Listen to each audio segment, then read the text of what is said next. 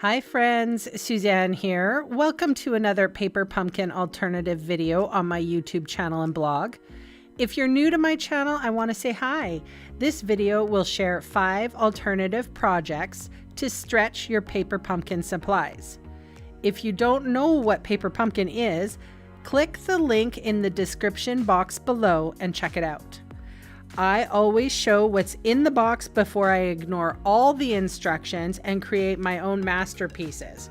So come along with me as I attempt to create out of the box. Hello everybody, welcome to the Paper Pumpkin alternative video for the month of March 2022. The name of this kit is Beyond the Horizon, and I'm sharing with you all the supplies we have inside the box. This is a pale papaya ribbon. We got 2 stamp sets. This is the one that's I think would normally go with the kit, and then we have a full-size stamp set as well.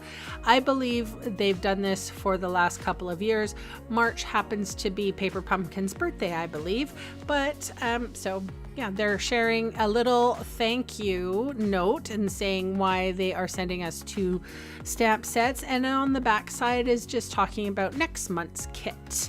And of course we have a little Stampin' Spot. It was Misty Moonlight, and that is a retiring color that will not be available next month. So here we go with Beyond the Horizon paper pumpkin, and these are the instructions to create your 9 beautiful cards, 3 each of each design.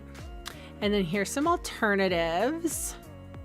And then this is all the supplies that we got. Really pretty, unusual, very, very, very nice products involved with this paper pumpkin. So with no further ado, here we go with my alternatives. Now I figure that everybody is probably really happy with the kit. It wasn't, a difficult kit to create with. So I'm pretty much going to focus a lot on stamps and pulling in some other products. All right, so what do I have here for you? I can't remember what ink that was, but this is Pale Papaya. And I think that was Mango Melody. I'm not sure. It's, maybe Flirty Flamingo. That might have been it. Stamped over top of the Pale Papaya card stock that I used. And then I'm just bringing in that Misty Moonlight for the sentiment. And again, like I said, I'm bringing these in just because I have them, and maybe you have a few of these colors as well. If not, you can always just use basic white. And I've said this numerous times. If you try to duplicate some of my alternative designs, always make sure that you have a basic white thick card base. And that is what I'm using here. 2 hours later. All right, after the bow has been tied, I'm trimming off the ends, and then we're just going to adhere this pretty little card. This is super simple, right? I'm blinging it up, and this is a common theme for the video for this month. There's a lot of Wink of Stella. If you hadn't noticed, I really like Wink of Stella. I use it very differently. I use it to paint over things. I use it to smooth out ink. I use it to add a little embellishment. I use it to paint with sometimes. I utilize this Wink of Stella clear glitter brush pen a lot. So I've coated the flowers with Wink of Stella, and then I've put dimensional adhesive on the back of my Pale Papaya card that is wrapped with the Pale Papaya ribbon. Say that 3 times, everyone. I've trimmed down my sentiment, and I'm just plunking it right there on the fleurs and folding my card base in half. I'm going to add some embellishments that came in the kit. I do believe they are very, very similar to our iridescent rhinestones that we have in the catalog. So here I'm just sort of squishing a bit of Wink of Stella on my bone folder just because I didn't have anything handy. And I sort of I squeeze it out and do a big droplet, and then I'm just sort of tapping some of the sprinkles away. It is the way I can control my Wink of Stella splatters. So a little bit of a control freak.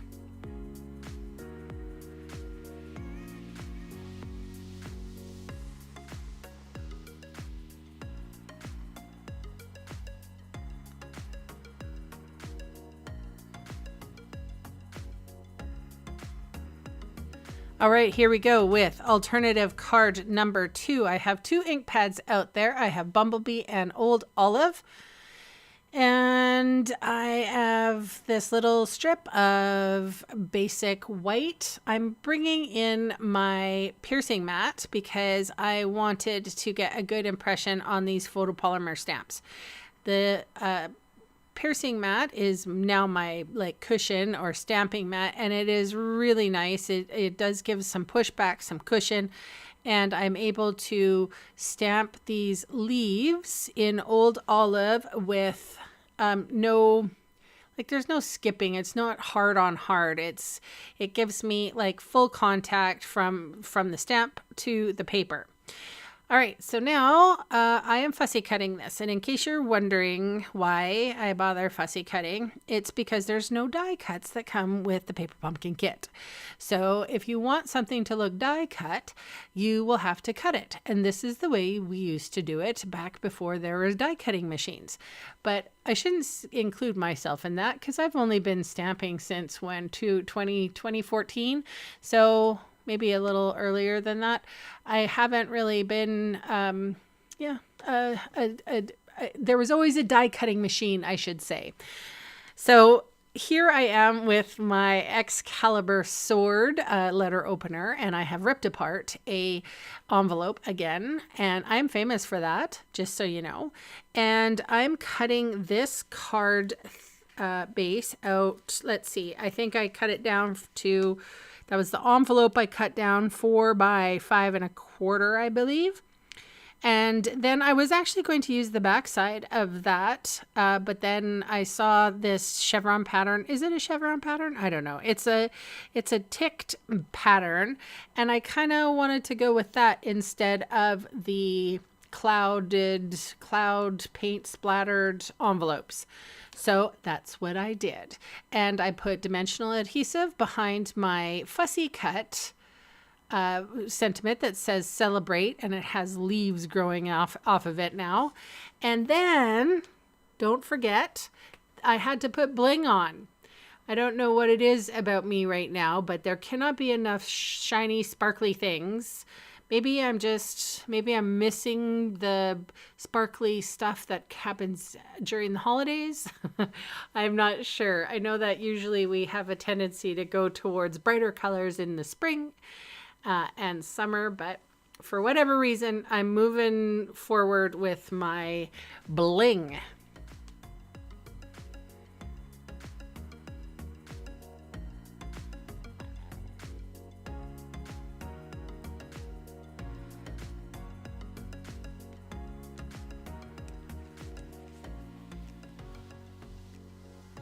Okay, moving on with card number 3. Of course, you guys, I want you to watch the whole video.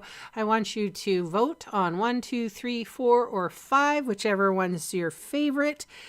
I don't take it personally if you don't like number 1, but you love number 5. Okay, here's a little tip. This is tip time. So you can see here, even with my mat, I'm getting really dark impression with these flowers. So I know that my Bumblebee hasn't been used in a while, and the ink is on the top portion of that sponge. So I took my bone folder and just rubbed it around, and this is the same ink, you guys, but check this out. I get a much more even and lighter color when you push the ink in. So obviously it depends on what you like. I personally like the lighter colored, and it's not all dotty and weird. And then I think this is pumpkin pie. So that was Bumblebee, and then pumpkin pie came And I sort of did a generational stamp there for the lined part of the flower. And then I did it a second time. So generational there. So here is Old Olive, and I'm inking up and stamping some of the leaves. And this is all going to be components for the card. So I fussy cut the flowers out.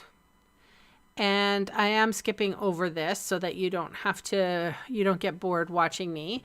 But I did do a couple of flowers, or a couple of clusters of flowers. So I don't know if you have daubers, but I have daubers, and I have one for every color. And yeah, I use them a lot.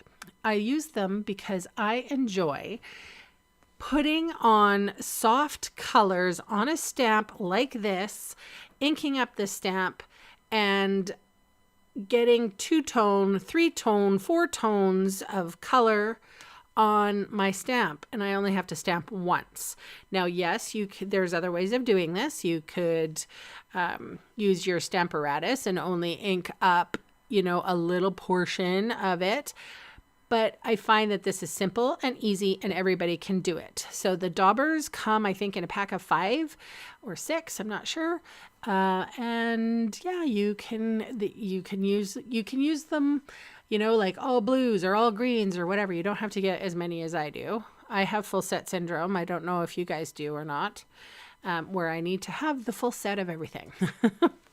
So here is my card base. As you can see, while I was talking, you saw what I was doing. I was inking up and stamping that unusual graphic stamp. And then here is my sentiment piece. I overjudged my dimensionals, but the sentiment is up on dimensionals. So here is the flower with larger flower with a smaller flower in its drawing, I guess. They're sort of stuck together, one's in front of the other. So I cut the small one off, and then I cut the weird void that it left off, and that is my large flower adhered underneath my sentiment strip. I'm also using glue dots, just regular glue dots. The kit comes with some glue dots, and you're more than welcome to use those if you don't have these. I just find it's much easier for me as I'm creating in the video, that I don't have to always remove the release paper from the mini glue dots that come in the kit. So that's my thing. Okay, so I'm finding the best placement for my little leaves. It's a great tool, these glue dots, because you can place them and then before you press them down, you can try them out here, there, and everywhere. And then I did sort of cup the flowers a little bit just in my hand, and I sort of just used my fingernail and poked in the middle and created a little bit of lift for those flowers. Now I'm just adding the last leaf, and there's one little flower left over. I put a glue dot on it, and I put it in the center of this flower. Now I mustn't forget, because I'm again talking about the bling.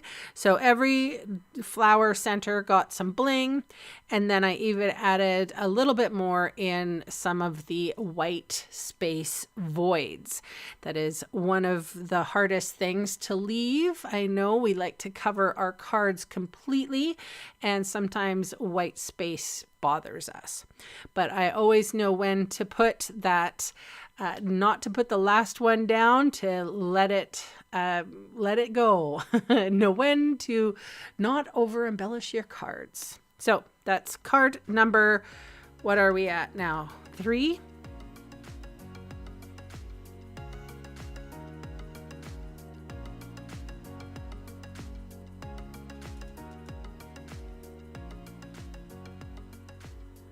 All right, here we go with card number 4.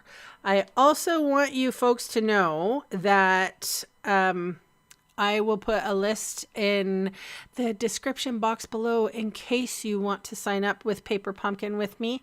I would love to have you on board as a new subby. I always give extra PDFs for my Paper Pumpkin subscriber, so you always get something in the mail from me every month. And there's lots more inspiration on how to use your paper pumpkin in case you didn't like it, or in case you wanted something different from it. There are usually about a dozen extra alternative projects. So just wanted you guys to know that. So I would love to see you sign up with me. As you can see, what I did there was again decimated another envelope with my Excalibur letter opener machine. In case you wanted to know where I got that, it is on Amazon. They're pretty fantastic, I gotta say. All right, so I have my piercing mat here. I'm using it as my stamp mat. I do have on one side, it's sort of like a slippery silicone kind of surface on there, and it's just so that I don't want to get my piercing mat all ooky or stained or whatever. I'm kind of finicky like that. I like things to be wiped up and reusable. So I can stamp over this, and it doesn't get my table all dirty, so that I don't have to wash my table all the time. So I am going to fussy cut these leaves out. As you saw what I was doing, I picked up leaves from all of the stamp sets and that came in this Paper Pumpkin kit, and now I am fussy cutting just the top portion of those leaves. And trust me, this is probably number 4, 3, 4, and 5 are like my favorites. I cannot choose. They're like children. I think maybe 5 might be my favorite, but we'll see. And I also did another bonus card as well, and you'll have to go to my blog post or my website to look for that one. It's pretty cool. I didn't include it with this video just to make you go and check out my website, so please do so. All right, so I folded my card base in half and I put adhesive on that little strip of envelope, and now I'm putting that envelope right up against the top and the sides of the card base. I'm using Seal Plus in case you can't see that. There's a cute little sticker of kitties on my my Stampin' Seal Plus, just so that I can identify that it's mine. Cute little washi tape. I think it's so neat. Got it from the washi shop, I think, in case you're curious. All right, put dimensionals on the back of my white leafy portion, and I put that directly over top. So this is kind of a fun, neat way of A, having some white space, B, having a really busy pattern, and C, a little bit of fussy cutting. It's just unique, right? Completely different kind of a look. I could see this going for, say, if you had pattern paper for Christmas and there was a lot of, stars or pine cones or something, you could do the same. Sometimes just having, a third of it white, a third of it medium, and a third of it of the card base busy. This is a fun design. Anyway, Wink of Stella goes all over the leaves, and I put those lovely little gems, and then here I squished out some Wink of Stella just right directly on my desk because, it was late at night and I was like, okay, I'll just wipe up later or what have you. There you go. So this is card number 4.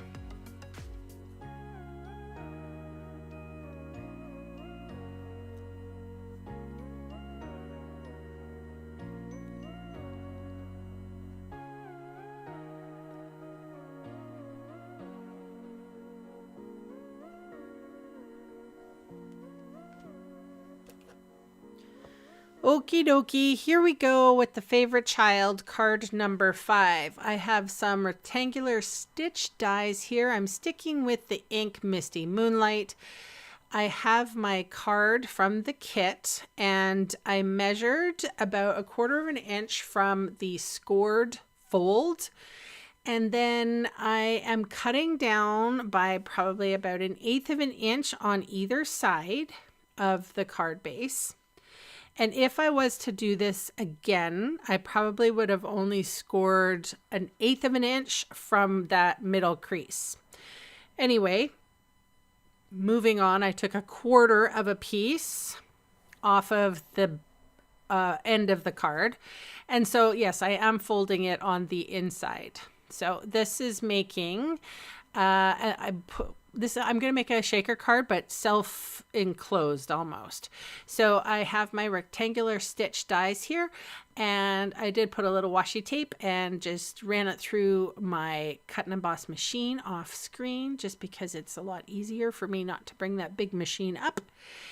And then this little piece of plastic I got from this particular clearance item. It's half price right now. You hang your cards on it. I got 2 of them, and it comes with this little plastic sheet. So it's not used for anything. I think it was just so that things didn't scratch things. It's like packing material. So anyway, I'm going to use it in the craft room. I cut it down to size, and now I have my tear tape adhesive here, and I'm putting it all around the stitch rectangle. I'm going to remove the release paper. I'm going to adhere the plastic packing piece from that clearance item, and I just checked, you can still fetch this clearance item. Now, don't just get the clearance item for the packing material, but you could if you wanted to. I picked up 2 of those because I do the Lake House event, and I thought it would be a really neat way of displaying some of the cards, or just, new product, or just something to display cards with. So, and easily packed up. I gotta say, it's half price. It was $40. It's now 20 Canadian. Okay, so here's the shaker part. Like, I put the smooth side facing out, and so it's the smoky or subdued side facing the picture here. And then I use these adhesive foam strips. So we sell these in the adhesive section of the annual catalog. These are awesome for shaker cards, which I am making right now, but they are only, I think, 1/8 of an inch tall. And I made my card about 1/4 of an inch tall because of that extra fold that I did in the center, if you're picking up what I'm throwing down. So I wish that I would have went just a little tighter with that fold. But anyway, you'll see when it all puts together what I'm talking about. It's like a book, and that book binding section should have been 1/4 or 1/8 of an inch instead of 1/4. Anyway, I am making sure that so it's not sagging. I'm putting a little bit extra on the front there. I'm not too worried about the back. And I always keep my adhesive sheet, my foam adhesive strips in its bag. So this is a product from the last product share that I was a part of. It was some sequins, and I just want you to know, since we have a new catalog, I have another product share coming along. So if you wanted to be a part of some paper or some embellishments, and like these sequins, this is how I usually package them, in little clear packages, and everybody gets a little bit, and it's something it's a cure for the all set syndrome, because you can get everything at a discounted price. So I encourage you to go check out my website, check out the share page, see if it's the price point that you can afford.